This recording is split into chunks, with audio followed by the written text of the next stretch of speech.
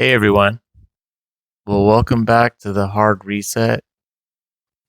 And I thought I'd go deep on this one. And I'll start it off with the question, are you happy?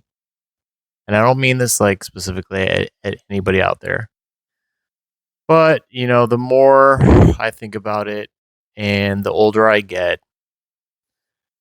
and just some of the things that have been happening lately as I look at my life, as I look at what what lies behind me, what I see in front of me, and I sit here today, kind of like taking an assessment at at this life that's finite. Tomorrow is not promised, and yeah, I asked the question about happiness, which is sort of a weird word. Um, I feel like it's a word. Actually, let's look it up. I'm curious what. Let's see what the dictionary says.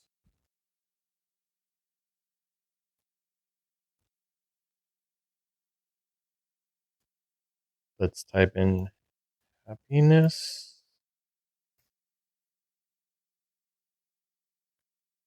Well, isn't this fitting? Happiness, the quality or state of being happy. Well, that is not really an answer. But you look at the synonyms: satisfaction, enjoyment, delight, contentedness, bliss, exhilaration, joy, and pleasure. I think that's interesting. Actually, that's actually the first time I've actually looked it up, at least I can remember. And yeah, definitely that does not cover it because in another video, I said like you you could be experiencing pleasure, right? And not really be happy inside. At least that's my feeling is that you could be seeking pleasure because you're not happy or you think that that will bring you happiness, right? But going back to this idea of am I happy? Are we happy? Just like what does happiness even mean? I asked ChatGPT, I had this thought, which was I said, I I thought of this, which was happiness. Like I was looking at my own life and I was like, this is making me unhappy in the moment, right? Like I was like really fixated on something and just could not get past it. And my ego could not take it, right? It was like, why did you do this? You know better than that, right? So it was all about my ego.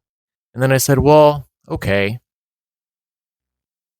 let's pull back a little bit and said like, well, you're bound to make mistakes. It's like who nobody's going to never make a mistake.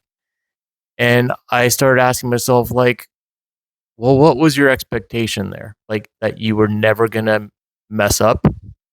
It's like you can't do anything about it now. But I looked at my expectations of myself, right? I said, maybe you need to lower your expectations for yourself. Not in like a bad way, because I think it's good to have expectations, but it's definitely bad to have. I don't think my expectations of myself were like um unnecessarily high, but I think in this case, I was like, yeah, I could cut myself a break. What if I lowered my expectations for myself? What if I said like you can mess up every so often? I said, well, then that makes it a little easier. It's like, well, that's in line with what I was going to expect, and it's like, what difference does it make now? I can't change it, and yeah, it's more about like again, how could you let this happen? It denotes this expectation of like not letting it happen, right? And then the more I thought about like expectations, right? Expectations of ourselves. Obviously, the next place I went was like expectations of others, right? And that really opened up a large area uh, for, to use the word in the dictionary, satisfaction, right? It's like, especially in relationships, family relationships, and romantic relationships, and friend relationships, it's like, wow, um, what happens when we have expectations of other people and they don't even know about them, right? It's like, I'm expecting this of this person. I'm expecting that they know what I like to eat. I'm expecting that they know how important it is to show up on time or whatever, right? And then they don't know these expectations maybe, and then they don't do it, and we're like, gosh, this person, right? And you think about like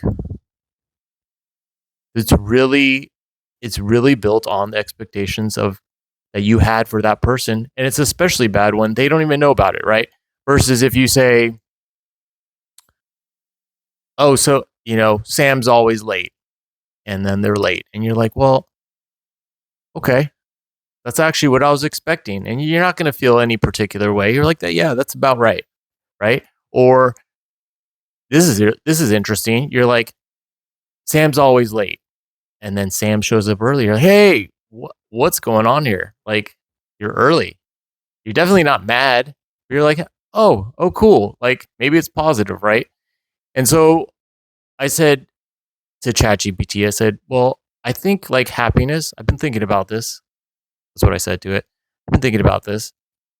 I think happiness is related to our expectations, and yeah, I mean, it agreed with me, obviously, but what it gave me, and I'm not just like relying on this as if it's just it's the truth, but it made sense. It said it spit out an equation that was um, reality minus expectations equals emotional experience, right? And I was like, wow, like that's true. In this case with Sam, right? If we use it, okay, so reality, Sam, um, we okay, so the reality is like I expect Sam to be on time. And then Sam is late, which is the expectation. So you take on time minus being late, right? So being late is is a lot more than that expectation. So the emotional experience is frustration, right? Because the negative outweighed your expectations.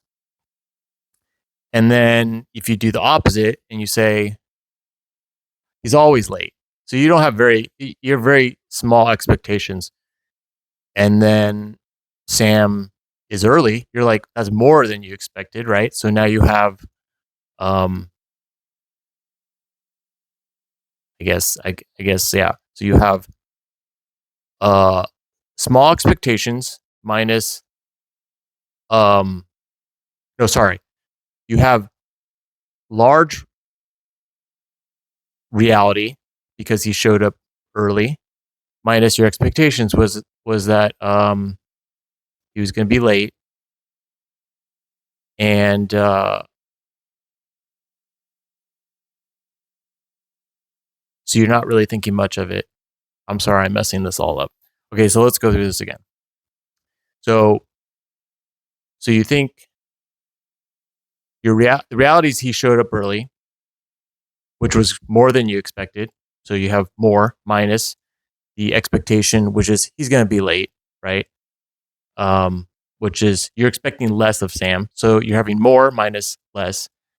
So your emotional experience is positive, right? You end up with a net positive result, and you're like, oh, this is great. You're positively surprised, right? I don't know if I did the first one right. let's see. The first one was you expect him to be on time. So the reality is he shows up later. So um, you get less than what you expected. So the reality is less. So that's a small number minus your expectations, which is on time, which is larger. So you end up, yeah, with the deficit of emotional experience. Where was I? But anyway, yeah, it got me to thinking about this idea of expectations um, we have for other people and ourselves, and how that's directly tied to our experience, which is being angry at somebody um, because they disappoint us, or being, you know, surprised with the outcome in a positive way, right? Like where it exceeds your expectations. And it got me to thinking about, this idea of leading a happy life. And yeah, it's not so much about not having any expectations. It's also good to have some expectations, but there's definitely some connection between, I think there's something in having realistic expectations. Because expectations is one thing and just life is another, right? So it's really, expectations are the projected outcome on any given situation, right? So it's really about, I'll get into this more in another video because I've already messed this one up. Um, with yeah, it's like if you go somewhere, you go on an outing. I'll close with this. You go on an outing and you say, um, we're gonna go wine tasting and it's gonna be great. And you go and it's like raining or overcast and they're out of your favorite bottle of wine. If you go, you're gonna be disappointed. But if you went and you said, we're gonna have an adventure. We're gonna start off with wine, like the wine tasting is like the goal, like the starting goal. You said, we're just gonna have an adventure day. Let's just see where life takes us. And you say, oh, it's overcast, or oh, they're out of that. You're gonna go through it with a very different mindset. Everything is just like a pleasant surprise, right? Because you have no expectations, even for the wine tasting. Um, so I guess where I'm letting off is like, why can't we just go through life? I mean, obviously the world may not operate correctly if we had no expectations, but I think if we have a framework for what we want for the day, the week, the year, we say, yeah, that would be good, but let's just see what happens, and let's not have any hard expectations. Like, where would that leave us? I think that might leave us somewhere a little better. But yeah, and definitely explore this more because yeah, I mean, happiness is a big topic because like really, if we really get down to it, what else is there other than happiness and legacy? I mean, what else do people what else do people pursue in this life, in this thing called life? I don't think I don't think there's any, I mean, except for like crazy people who just want to see the world burn. I don't think, let's like exclude them. But like happiness when you're alive, right? Which is, I think everybody wants to be happy. And then legacy when you're gone, it's essentially that, I guess you mattered, that you made a difference, right? But other than that, um what else? What else is there? I don't know, but I'll leave it here. I think this video's gone on long enough, but yeah, um, definitely want to explore this more because yeah, what is happiness? Like right now, sitting, it's like yeah, it's like I'm fed, I'm not thirsty, I'm not tired, I'm not cold or hot. I have clean clothes, and yet, just like a lot of us, we could somehow get in our head and just be like, just don't feel, just don't feel right sometimes, right? Um, anyway, yeah, this is the first, and let's definitely explore this more. But yeah, thanks for being with me. This has been the hard reset, and we're all on this journey together. So until next time, take care, and I'll talk to you soon.